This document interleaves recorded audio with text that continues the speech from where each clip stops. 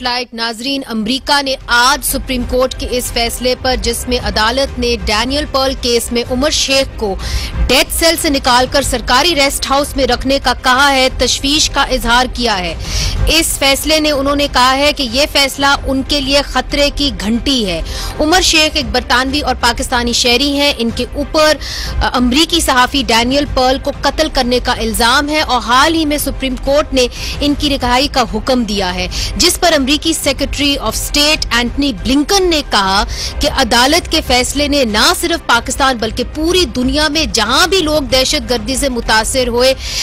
صدمے سے دوچار ہیں۔ ہم توقع کرتے ہیں، ان کا یہ کہنا تھا کہ پاکستان کی حکومت انصاف کی فراہمی کے لیے تمام آپشنز استعمال کرے، عمر شیخ اور دوسرے ملزمان کو رہا نہ کرے۔ ڈینیل پرل کیس کا فیصلہ پاک امریکہ تعلقات کو خطرناک موڑ پر لا سکتا ہے۔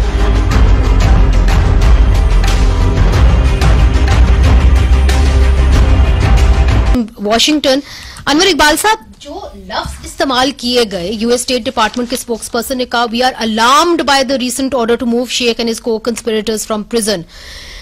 امریکہ جو ہے اس آرڈر سے کتنا ان کو تشویش ہے اور اس کا کیا براہ راست اثر ہوگا پاک امریکہ تعلقات پہ، اور آپ سمجھتے ہیں کہ اس کا کوئی خاص اثر نہیں ہوگا؟ دیکھیں منیزے،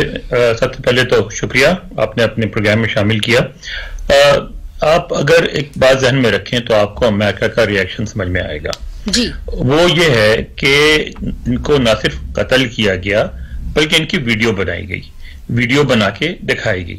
اب امریکن چینل جو ہیں گزشتہ 18-20 سال سے اس کو بار بار اس ویڈیو کو یہاں دکھاتے رہے ہیں۔ جب بھی کوئی تصویر لگتی ہے تو اسی موقع کی تصویر لگتی ہے، پیچھے ہمارا اخبار بھی آ جاتا ہے کہ ایک دہشت گرد ڈون پکڑے کھڑا ہوا ہے، دوسرا جو ہے گردن پہ چھری پھیر رہا ہے۔ تو یہ جو چیز ہے نا، امریکہ میں صرف یہ حکومت کا مسئلہ نہیں رہا ہے، یہ نیچے جڑوں تک چلا گیا ہے۔ امریکی عوام کا ہر طبقہ اس معاملے میں اپنے آپ کو ملوث سمجھتا ہے اور اس میں تشویش پائی جاتی ہے کیونکہ وہ ویڈیو نے بہت زیادہ ایک ماحول بنا دیا ہے جی۔ اب اس میں جو ہماری پوزیشن تھی کہ چونکہ ہمارے یہاں پکڑا گیا ہے اور جرم بھی ہمارے یہاں ہوا ہے تو ہم اس کو ٹرائی ہم کریں گے، ہماری یہ پوزیشن مانی گئی اور اس حد تک امریکی آپ کے ساتھ ہیں جی۔ لیکن چاہے آپ انصاف پہ مبنی فیصلہ کیوں نہ کریں، چاہے شواہد یہ ثابت کیوں نہ کر دیں کہ وہ بے گناہ ہے جی، لیکن اگر آپ اس کو چھوڑیں گے جی تو اس کو امریکی عوام، امریکی رائے امریکی میڈیا، امریکی حکومت کوئی بھی اس کو تسلیم نہیں کرے گی۔ اور پھر یہ بات بھی اپنی جگہ درست ہے کہ اس نے خود اپنے جرم کا اعتراف بھی کیا ہوا ہے۔ آپ کے ہاں جو عدالت اس کا کیا خمیازہ ہمیں بھگتنا پڑے گا، اس کے کانسیکوینسز کیا ہو سکتے ہیں جی؟ تعلقات میں کشیدگی ہوگی، ایک نئی حکومت آئی ہے یہاں،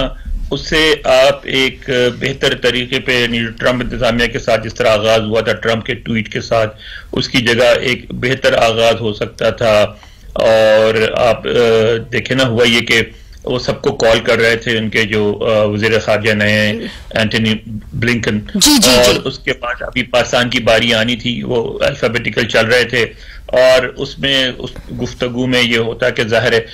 سارا فوکس دو طرفہ تعلقات پہ ہوتا، افغانستان پہ ہوتا، لیکن انفارچونیٹلی وہ ان کو وہ کال جو ہے پہلے کرنی پڑی اور اس میں باقی چیزیں پیچھے چلی گئیں، ساری گفتگو جو ہے، سارا فوکس جو ہے تو شروعات جو ہے وہ اچھی نہیں ہوئی اور آپ نے کہا سارا فوکس جو ہے اب وہ عمر شیخ کے اوپر چلا گیا ہے۔ ہنروانی جی، آپ چونکہ فورن منسٹر رہ چکی ہیں، مجھے بتائیے کہ اس کا اثر کیا ہو سکتا ہے پاک امریکہ تعلقات کے اوپر، چونکہ اس وقت پاکستان حکومت بھی کشمکش میں ہے اور کوئی بھی حکومت ہوگی، اس لیے چونکہ عدالت نے تو کمیوٹ کر دیا جی، 18 سال وہ آلریڈی جیل کے اندر رہ چکے ہیں عمر شیخ صاحب۔ اب چونکہ ریویو میں سندھ حکومت بھی جائے گی اور فیڈرل گورنمنٹ بھی جائے گی، تو ریویو کے اندر تو بڑا کم سکوپ ہوتا ہے کہ وہ پوری ڈیسیجنز جو ہیں وہ پھر سے ہو جائیں۔ تو اس وقت جو گورنمنٹ ہے وہ بڑی کشمکش میں ہے، چونکہ ایک طرف سے عدالت ہے، دوسری طرف سے باہمی تعلقات ہیں۔ دیکھیں مطلب we don't live in a utopian world, اور foreign relations management especially Pakistan کے لیے آبویسلی یو ایس کے ریلیشن بہت امپورٹنٹ ہے، اور میری نظر میں اس وقت یو ایس کے ساتھ ہمارے ریلیشنز اور یو ایس میں یہ چینج آف گورنمنٹ آنا پاکستان کے لیے انٹرسٹنگ چیز اس طرح بنتی ہے بیکاز اس گورنمنٹ کا فوکس بائیڈن گورنمنٹ کا فوکس بائیڈن ایڈمنسٹریشن کا فوکس یقیناً تھوڑا سا ہیومن رائٹس کے اوپر باقی انٹرنیشنل گڈس کے اوپر واپس جائے گا جو امریکہ کا ایک نارمل پالیسی کا رول رہا ہے جس کو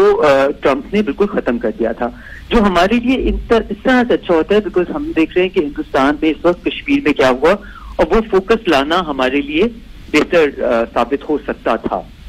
However, you see, اس والے کیس کے اوپر یقیناً امریکہ میں اپنی یہ لوگوں کی رائے اینڈ آلسو ایڈمنسٹریشن کا فوکس اس پہ ضرور رہے گا because this was a major event, this was a major incident جو 10-15 سال گزرنے کے بعد بھی it will continue to haunt you. اور اگر آپ وہ دونوں ٹویٹس دیکھیں جو ایک میں وہ انڈین فارن منسٹر کے ساتھ اپنی بات کے ذکر کر رہے ہیں اور اس میں وہ کس طرح تعلقات کی بات کریں اور دوسری طرف وہ جو شاہ محمود قریشی صاحب کے ساتھ بات کریں اس میں تمام کا تمام فوکس اسی پہ رہا. سو دس